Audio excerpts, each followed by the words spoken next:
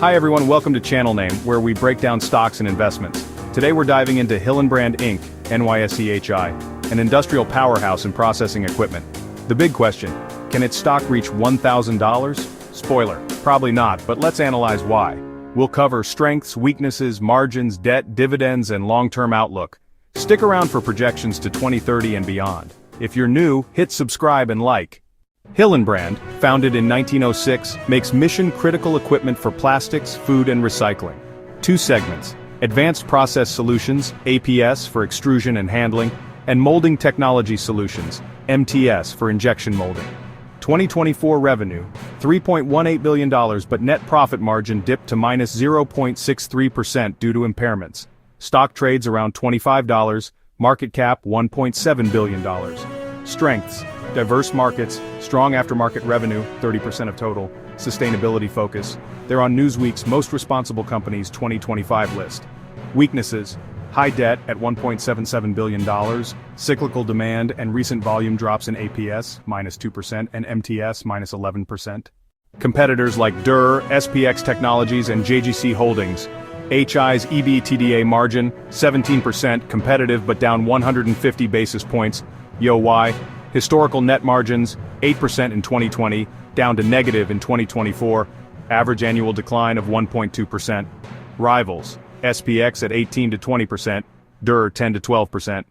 HI's edge is aftermarket, but inflation and acquisitions dilute margins.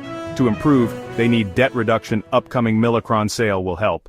Debt is a red flag. Net debt EBITDA 3.3x, interest coverage 2x. Can they pay? Yes, with $207 million operating cash flow in 2024 and $250 million from Milacron stake sale.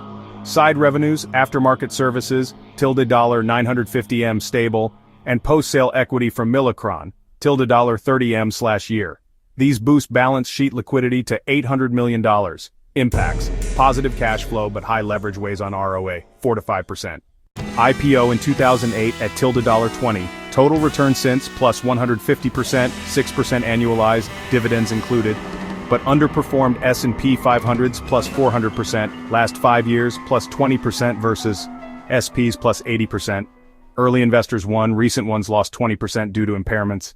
No specific 2040-2050 plans, but focus on green tech, recycling, RPET, AI automation. 2030 goal: aftermarket to 40%, 5 to 7% organic growth via APS. Milacron sale refocuses on core.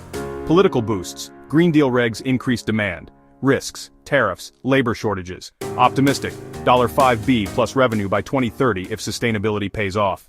Reliable quarterly dividends, $0, 225 share, annual 90 cents, yield 3.66%, 17 plus years paying, but growth slow, 0.88% CAGR last 5 years. Payout 75% sustainable, not a dividend aristocrat, needs 25 plus years increases, but yield beats SP's 1.3%.